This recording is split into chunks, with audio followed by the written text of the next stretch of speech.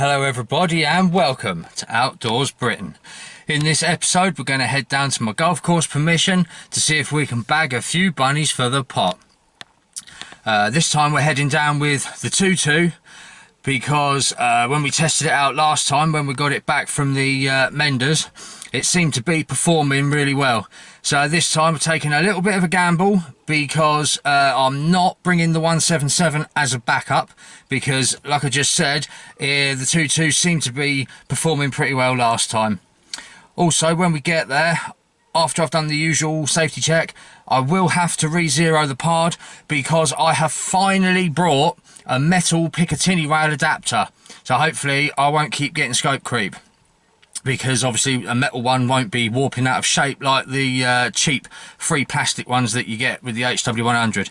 Anyway, enough of my rambling and let's get on our way. And we've landed at the golf course.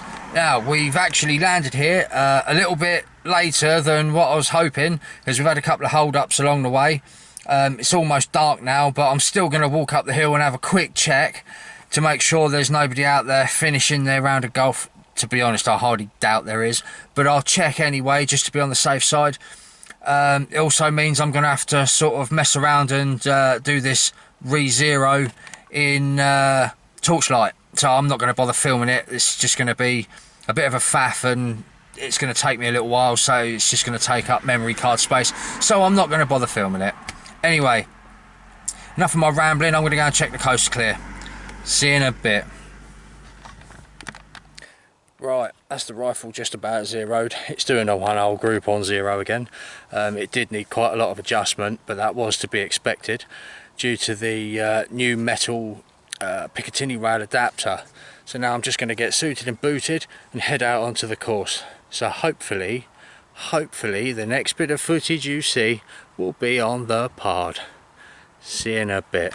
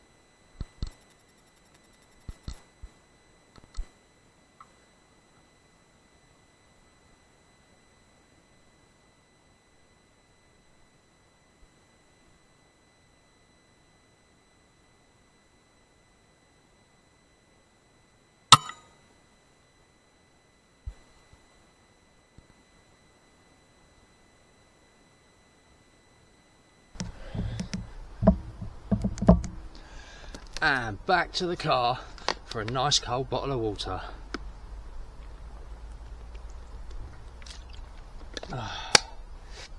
Wow, I know I say it every time I get something, but I am absolutely over the moon to get those two, especially tonight because it's actually a hunter's moon tonight, so it's actually really bright.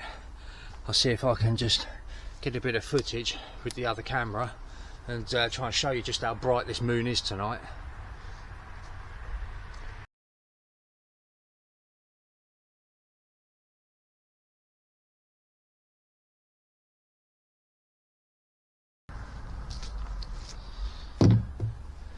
So yeah, a hunter's moon on here always makes it that sort of a lot more challenging, because this course is set out kind of on a hillside, and then you've got sort of landscaped sort of level bits and then slopes and more leveled off bits, and they can just see you coming from miles away. So yeah, I am absolutely over the moon to get something, because normally, just wait for this car, because normally I don't get anything over here on a hunter's moon. It's usually that challenging. Yeah, only that first one was 40 yards, so it did require a little bit of holdover and a little bit of adjustment for the windage too, because there was a bit of a cross breeze. And yeah, we knocked it over stone dead. And that second one was right on zero, and knocked that one over stone dead. What more could you ask for? Right, that's me rehydrated and ready to go back out for another lap. Pod battery's nearly run out, but I'm not going to change it just yet. I'm just going to take the spare out with me so I can change it out in the field. So hopefully the next bit of footage you see will be on the pod. See you in a bit.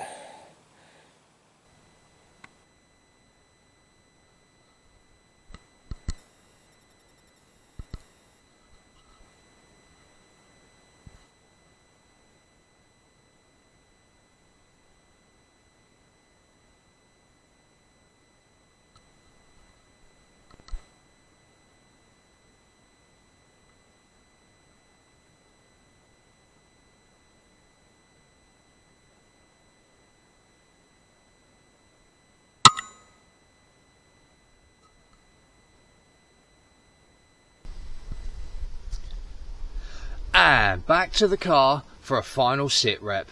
And it's going to have to be a final sit rep, because as much as I'd love to stay out here longer, I can't, because all the pod batteries are dead. I am absolutely over the moon to get that one.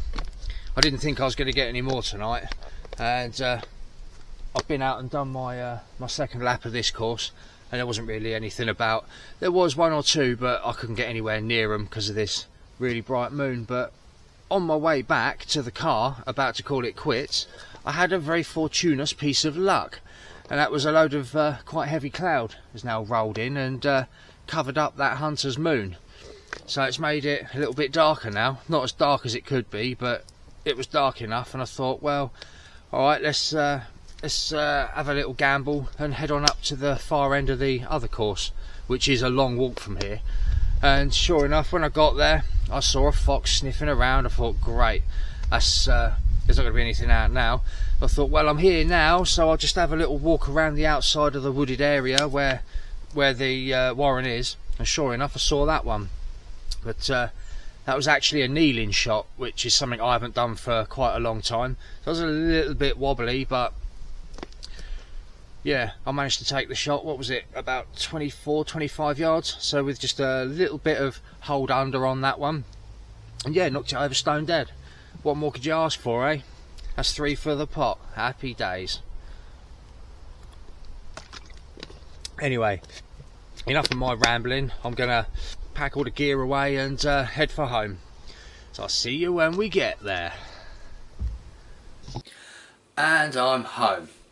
Those rabbits are now gutted and skinned and awaiting butchering by my beautiful Mrs. Outdoors Britain.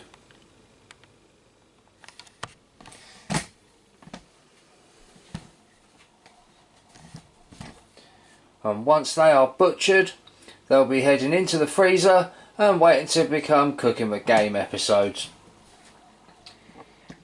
And Outdoors Britain dog gets a nice couple of tubs of treats.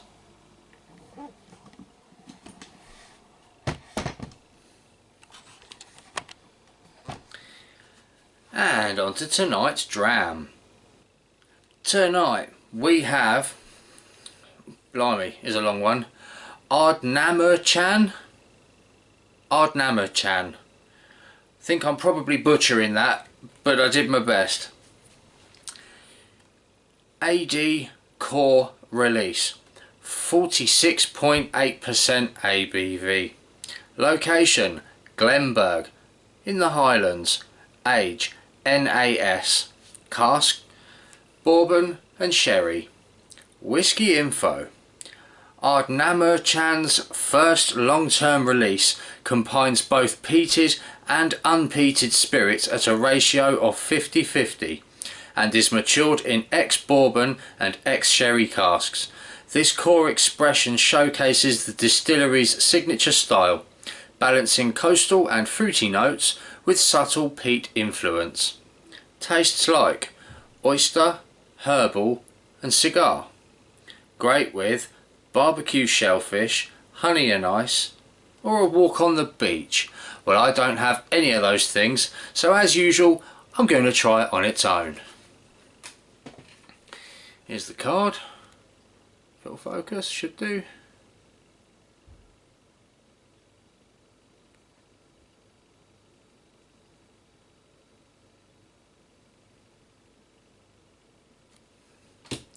And onto the pouch.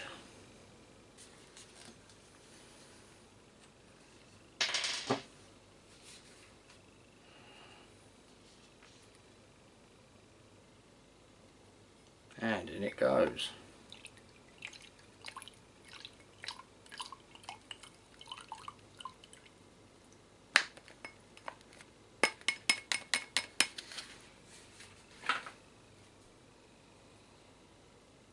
Oh, certainly smells peaty.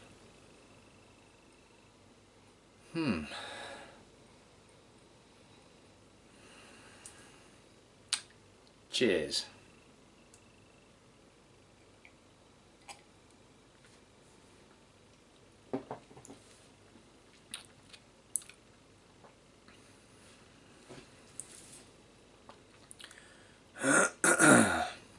Well, I can certainly taste the hint of cigar in that.